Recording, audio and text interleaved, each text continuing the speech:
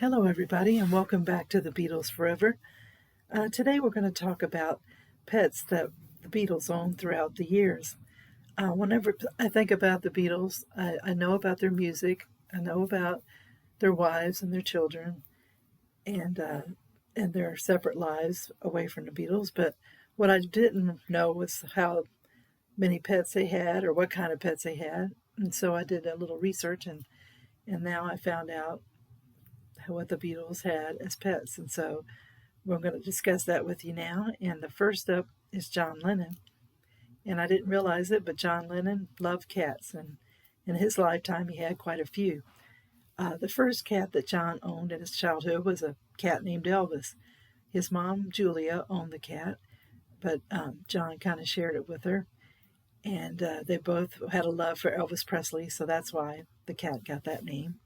The funny thing is that later they discovered that Elvis wasn't really a boy, it was a girl, and they found out when she gave birth to a litter of kittens in the kitchen cupboard. When John was married to Cynthia, they had two dogs, Bernard and Sally, and later they started to get cats. It added up to 10. John had told Cynthia he wanted a cat because he grew up with them. They got a tabby that they named after his Aunt Mimi. Later, during his later years with the Beatles, he had a cat named Jesus.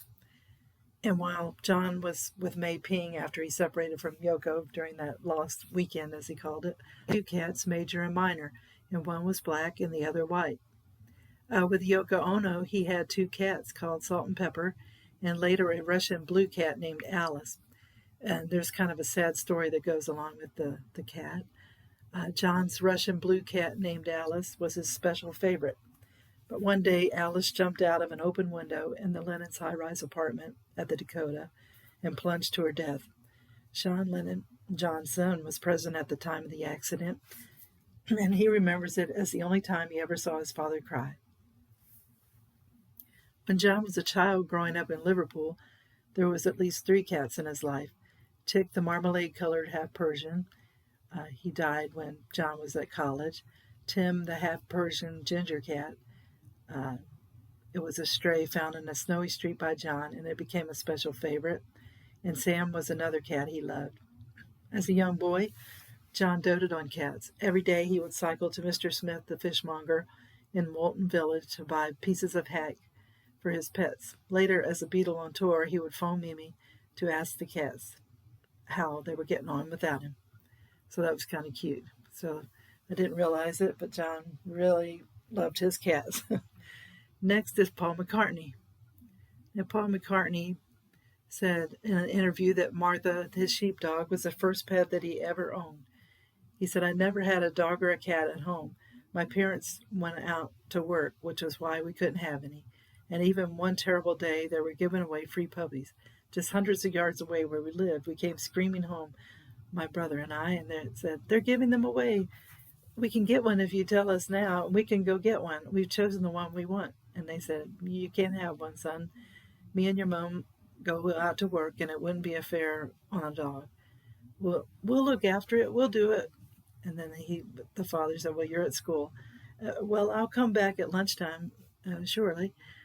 'No.' Crying. We just couldn't understand not buying one because we weren't that well off, but passing up a freebie puppy, he was quite firm about stuff like that, and I suppose he was right. So Paul got himself an English sheepdog named Martha, and she was the subject for his song, 'Martha, My Dear.' Rolling Stone magazine reported that Paul said, 'I remember John being amazed to see me being so loving to an animal.' He said, 'I've never seen you like that before. I've since thought, he wouldn't have. It's only when you're cuddling around with a dog that you're in that mode,' and she was a very cuddly dog.